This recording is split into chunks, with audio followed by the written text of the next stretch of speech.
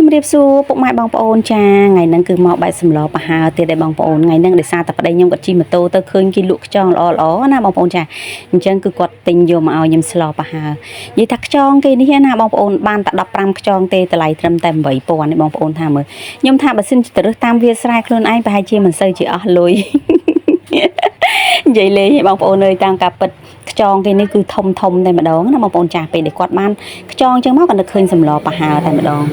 ហើយសម្រាប់សម្លប្រហើនេះបងប្អូនចាស្លជាមួយនឹងគល់ស្លឹកគ្រៃអត់ឆ្ងាញ់ទេបងប្អូនយើងស្លជាមួយនឹងស្លឹកបែបនេះហើយហាន់វាហើយចាំកន្លុកបងប្អូនចាហើយខ្ជាយដាក់ឲ្យច្រើនខ្ទឹមសដាក់ឲ្យច្រើនមកបងប្អូនល្មៀតដាក់ឲ្យរៀងលឿងបន្តិចមកបងប្អូនអើយចាហើយពេលដែលឆ្អិនហើយចាដាក់ទឹកត្រីញីកម្ទេសបងប្អូនចាសម្លប្រកាសជាឆ្ងាញ់ជាងបាយច្រើនជាងបាយទេបងប្អូនហើយសម្រាប់បងប្អូនវិញពេលដែលស្លប្រហើបងប្អូនស្លតិចឬក៏ច្រើនសម្រាប់ខ្ញុំវិញបើថាស្លប្រហើឬក៏ស្លកកូរបងប្អូនចាគឺសម្លមុខតែច្រើនជាងបាយទេបងប្អូនដោយសារតែយើងដាក់ទឹកត្រីញីម្ទេសមកបងប្អូនហើយចាគឺឆ្ងាញ់ស្លាប់តើងតែម្ដងហើយសម្រាប់គ្រឿងផ្សំស្លប្រហើរបស់ខ្ញុំថ្ងៃហ្នឹងគឺអត់មានអីច្រើនទេបងប្អូនចាគឺមានតែល្ពៅមួយចាអាណងតឡាចហើយនឹងផ្ទីតែប៉ុណ្្នឹងបងប្អូនសម្រាប់ផ្នែកខាងត្រីវិញណាបងប្អូនចាគឺមានតែខ្យងហើយនឹងក្បាលត្រីតែម្ដងហើយកុំភ្លេចឲ្យសោះបងប្អូនចាជាមួយនឹងម្ទេសដៃនាងយើងហ្នឹងទុកសម្រាប់ដាក់ក្នុងសម្លហើយពេលដែលវារៀងឆ្អិនបន្តិចមកយើងដួសចេញមកបងប្អូនចាហាន់ល្អិតមកដាក់ទឹកត្រីហើយបងប្អូនឲ្យចាគឺធានាថាឆ្ងាញ់តែម្ដងសម្លមុខតែចាអស់ច្រើនជាងបាយតែម្ដង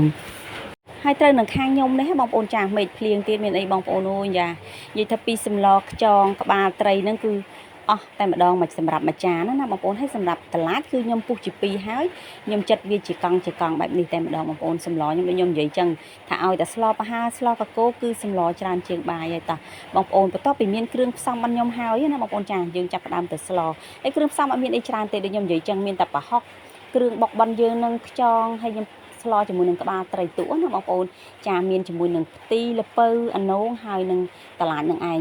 បន្លែគឺតិចតួចមែនតើហើយបើសិនជាបងប្អូនមានផ្សិតឬក៏មានដលងអីដាក់ទៀតបងប្អូនចាគឺឆ្ងាញ់តែម្ដងបន្ទាប់ពីខ្ញុំដាក់ដាំទឹកពុះឲ្យបងប្អូនចាជាដំបូងហ្នឹងគឺខ្ញុំចាប់ផ្ដើមជ្រុំប្រហុកមកចាហើយខ្ញុំមានជាមួយនឹងស្លឹកគ្រៃមូហើយញីបងបន្តិចណាបងប្អូនចាបន្ទាប់ពីជ្រុំប្រហុកហើយគឺចាប់ផ្ដើមដាក់ក្បាលត្រីចូលតែម្ដងបងប្អូនដាក់ក្បាលត្រីចូលហើយគឺខ្ញុំចាប់ផ្ដើមដាក់ខ្យងចូលចាពេលដែលខ្ញុំដាក់ហើយគឺខ្ញុំអត់កូរបងប្អូនព្រោះខ្ញុំខ្លាចឆ្អាបអញ្ចឹងខ្ញុំបិទក្របសិនដើម្បីឲ្យទឹកពុះណាបងប្អូនចានៅពេលដែលទឹកសម្លពុះហើយណាបងប្អូនចាគឺខ្ញុំចាប់ផ្ដើមដាក់ជាមួយនឹងល្ពៅហើយនឹងតឡាចចូលតែម្ដងសម្រាប់ល្ពៅហើយតឡាចនេះគឺអាចឆ្អិនជាមួយនឹងគ្នាតែម្ដងណាបងប្អូនចាពេលដែលដាក់ទៅហើយគឺខ្ញុំកូរតែបន្តិចឯងបងប្អូនចាបន្ទាប់មកគឺខ្ញុំចាប់ផ្ដើមដាក់ស្ករប៊ីចេងរ៉ូឌីទឹកត្រីបន្តិចទៅណាបងប្អូនចាទឹកត្រីហ្នឹងក៏ម្យ៉ាងដែរបងប្អូនអ្នកខ្លះក៏ស្លអត់ដាក់ប្រហុកទេគឺប្រើទឹកត្រីក៏ឆ្ងាញ់ដែរចាបន្ទាប់មកគឺខ្ញុំចាប់ផ្ដើមដាក់ជាមួយនឹងគ្រឿងបុកបែបនេះចូលតែម្ដងបងប្អូនចាពេលដែលដាក់គ្រឿងបុកហើយគឺយើងអាចកូរបានណាបងប្អូនចាមុនហ្នឹងខ្ញុំអត់ហ៊ានកូរទេព្រោះខ្ញុំខ្លាចឆ្អាបព្រោះត្រីដែលខ្ញុំយកមកស្លហ្នឹងខ្ញុំដាក់ក្នុងកាសេក្នុងទូណាបងប្អូនចាពេលដែលដាក់គ្រឿងគ្រើហើយអស់ចាល្ពៅក៏ឆ្អិនតឡាចក៏ឆ្អិនគឺខ្ញុំចាប់ផ្ដើមដាក់អាណងចូលអាណងគឺខ្ញុំដាក់ក្រោយគេបងប្អូនដោយសារអាណងវាឆាប់ផុយអាណងគឺពេលដែលល្ពៅហើយតឡាចឆ្អិនហើយគឺយើងដាក់តែមកពុះពេលបងប្អូនពេលដែលពុះហើយចាប់ផ្ដើមដួសពពុះចេញចេះមកបងប្អូនដើម្បីឲ្យវាកុំឲ្យវាមើលឃើញល្អណាចាខ្ញុំដួសពពុះចេញហើយគឺខ្ញុំចាប់ផ្ដើមដាក់ទីចូលតែម្ដងសម្រាប់ទីនេះគឺខ្ញុំដាក់ហើយខ្ញុំយកតែវែកជ្រុំបន្តិចឯងបងប្អូនព្រោះទឹកស្លយើងក្តៅវាពុះស្រាប់ទេណាបងប្អូនចាអញ្ចឹងពេលដែលខ្ញុំកូរបែបនេះមកបងប្អូនចាកូរទៅហើយគឺរៀបចំចានចំឆ្នាំងឯងបងប្អូនចា